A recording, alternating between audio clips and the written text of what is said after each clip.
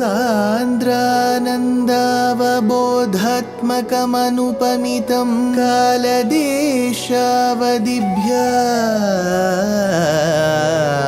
निर्मुक्तं नित्यमुक्तं निगमशतसहस्रेण निर्भास्यमानम् अस्पष्टं दृष्टमात्रे पुनः उरुपुरुषार्थात्मकं ब्रह्मतत्त्वं तत्तावत् भाति साक्षात् गुरुपवनपुरे हन्त भाग्यं जनानां योगीन्द्राणां त्वदङ्गेष्वधिकसुमधुरं मुक्तिभाजां निवासो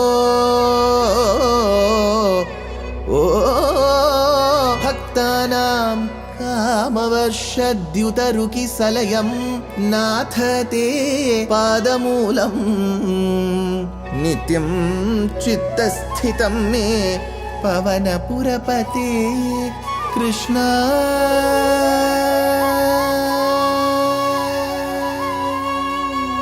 कारुण्य सिंधो कृष्णा कारुण्य सिंधो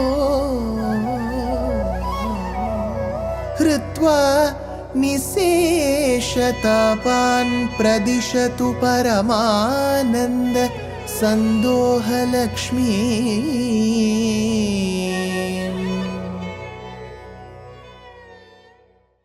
Gurupavanapure Hantabhagyam Jananam. Namaskaram to all the Astikas. Gajendra Moksha Vrittantam it is.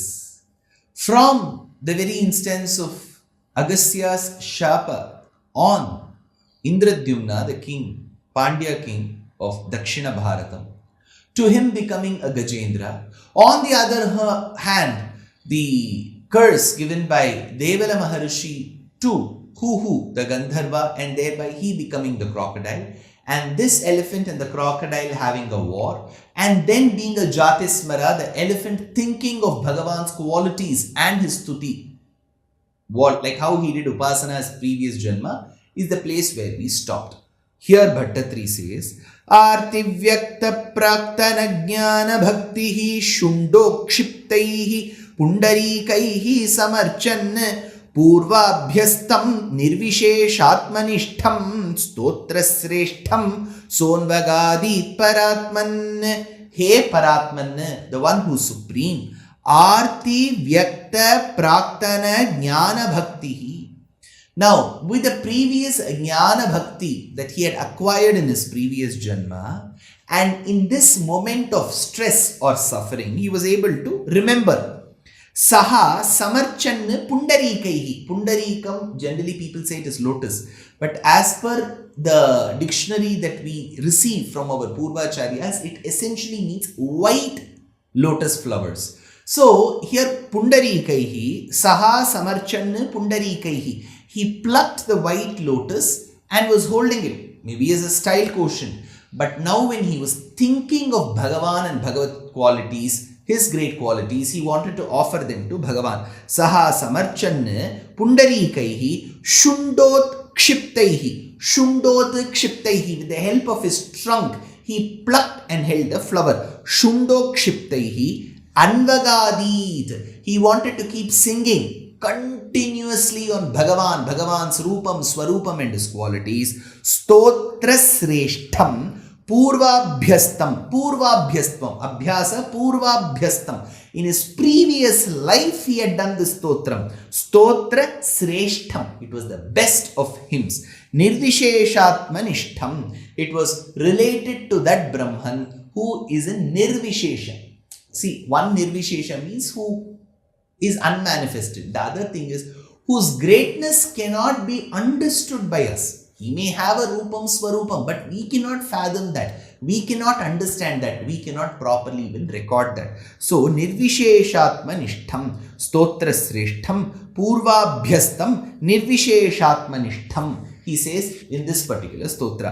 Next he continues, Shrutva stotram nirgunastham samastam brahmeshadyair nahamitya prayate sarvatma tvam bhuri karunya vegat tarkshyarudhaha prekshito bhu purastat.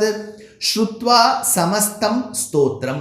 After listening to the entire stotram, nirgunastham, the one stotra which is related to Brahman, here he says nirgunastham.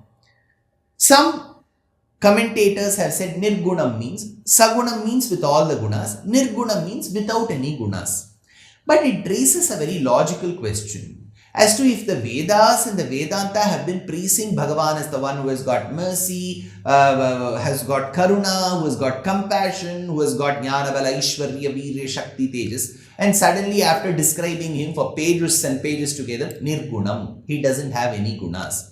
So that raises one question, why should the Vedas do it? Second, if let's for a case scenario, imagine that Bhagavan doesn't have any qualities. So when we reach him, or probably when we think of him, what quality in him will make him realize that we are there, because he doesn't have qualities? So how do we interpret the word nirgunastham? So there is a beautiful way which Bhagavad Ramanuja describes. So let's say I walk with my son on one of the streets of our Indian cities, maybe somewhere in Matunga in Mumbai, maybe in RK Puram in Delhi, maybe in Maratpalli in Secunderabad, or maybe in R.A. Puram in Chennai, or Malleshwaram in Bangalore.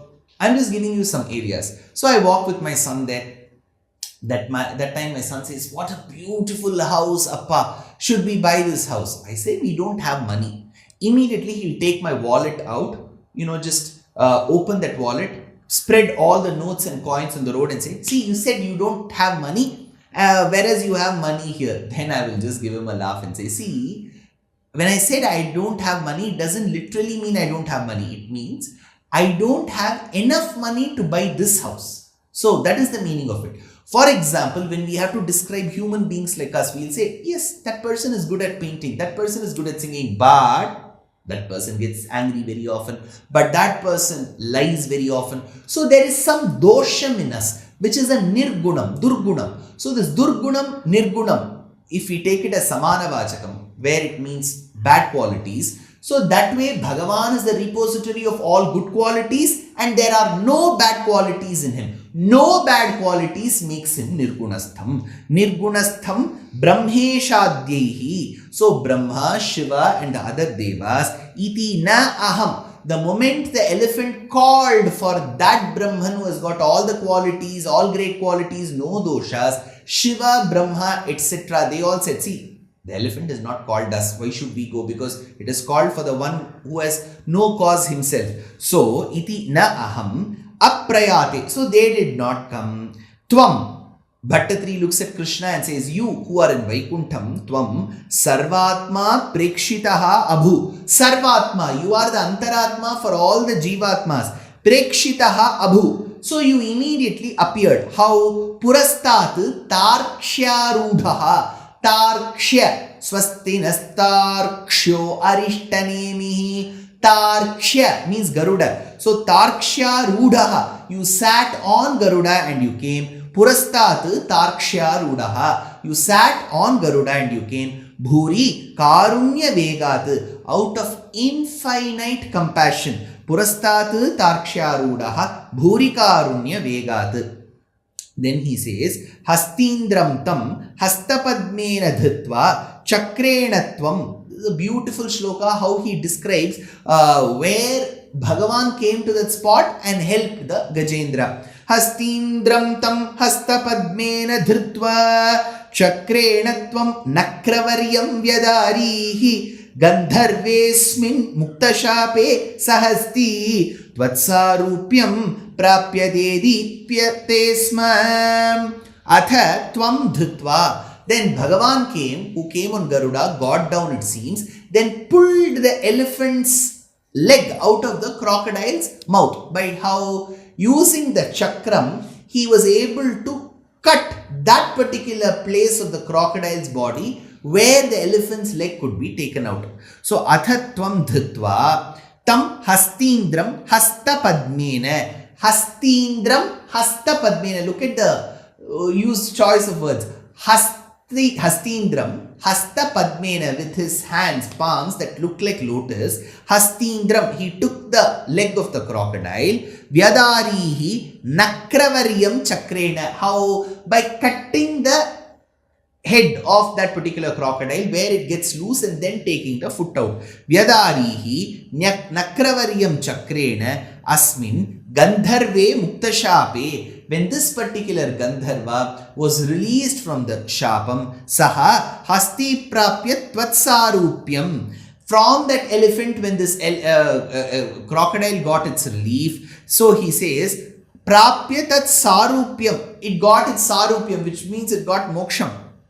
Dedipyatesma. So thereby that elephant received such great moksham. Now the crocodile was also released. So when the crocodile was released, elephant also got moksham at the end of the birth. How great is this Vrittantam? Says the Acharya. Then he concludes with the Phalashruti. Etad vrittam tvam cha mam cha prageyo gayet soyam bhuyase shreyase syat ityuktvainam tena sardham gatastvam dhishnyam Vishnu pahi vatalayesha. Yaha gayet mam cha tvam cha. He who sings, Bhagavan says, whoever sings, whether people who are listening, people who, the one who's speaking, whoever, yaha gayet mam cha tvam cha. Whoever sings this particular stuti written by you. When I say you, it is Bhaṭṭatiri. Essentially, this Gajendra stuti was written by Gajendra. So you have to now keep Bhaṭṭatiri in the place of Gajendra, because he would always assume that he is one of the devotees.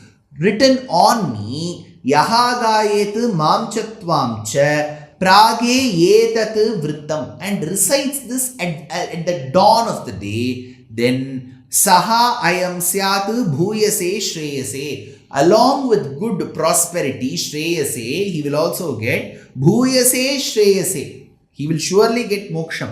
Uktva yenam iti tvam gataha. Thus saying, Bhagavan left. So Bhagavan has told the elephant, whatever stuti you have done of me, whoever reads it. Point number 1. That stuti has been summarized by Bhaṭṭatiri, which essentially means Guruvayurappan is telling Bhaṭṭatiri, whoever has written this particular or is going to read this particular Dashakam that you have written. So Bhagavan tells to Gajendra, Guruvayurappan Krishna tells to Bhaṭṭatiri. We will have to take that in that parlance. Whoever does that, they will surely get prosperity and moksham. This is where Bhagavatam clearly says, Duswapana Nashanaha. If you look into this particular incident, I think 8th skandam, 2nd, 3rd and 4th chapters. If you look into that, the last few shlokas tell you what is the Phalashruti. It says, whoever listens to Gajendra Moksha Vrittantam will be devoid of bad dreams. Duswapana Nashanaha. So, Uktva yenam iti tvam gataha dhishnyam sardham tena. They will also go to Vaikuntha, Vishnu vatalayesha pahi. So they will just not get the prosperity that we get in this world. Ihaloka saukyam, Aishwaryam, Aksharagatim, Paramam padam va. They will get Paramapadam. Dhishnyam sardham tena, Vishnu vatalayesha pahi. O the Lord of Guruvayur, please protect. So he says, Vatalayesha pahi, Dhishnyam sardham tena. So this is a very particular important Vrittantam that our Acharyas have described regarding Gajendra Moksha. So this Gajendra Moksha Vrittantam stands as a testimony to the very fact that even if animals, because we always assume Bhagavan is always there for the humans, whereas animals can be consumed by us, they are just meant as a part of this creation, they don't have value. Gajendra Moksha Vrittantam is an example. We may differentiate, we may discriminate, but Bhagavan never discriminates. For him, we are as important as the elephant. The elephant is as important as the ant. So all these jantus are extremely important. Vishnu vatalayesha pahi. Now I surrender to that Bhagavan, vatalayesha, the one who stays in Sri Guruvayur, I surrender to you, thereby remove my ailments. You know, the beauty is, he says protect me, he says pahi, he doesn't say remove my ailments. Why? Because he is very sure when you have protected the elephant, you will treat me as a jantu and you will protect me as well. Such is the greatness of Gajendra Moksha Vrittantam, and something very unique happened towards the Gajendra Moksha Vrittantam, which I am going to describe to you all in the next episode.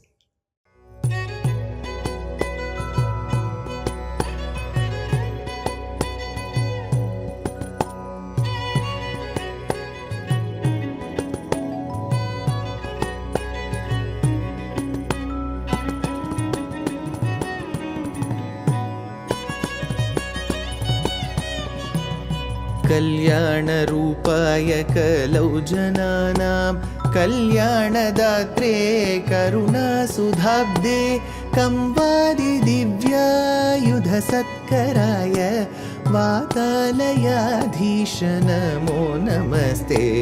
Narayan Narayan Narayan Narayan Narayan Narayan Narayan Narayan Narayan Narayan Narayan Narayan Narayan Narayan Narayan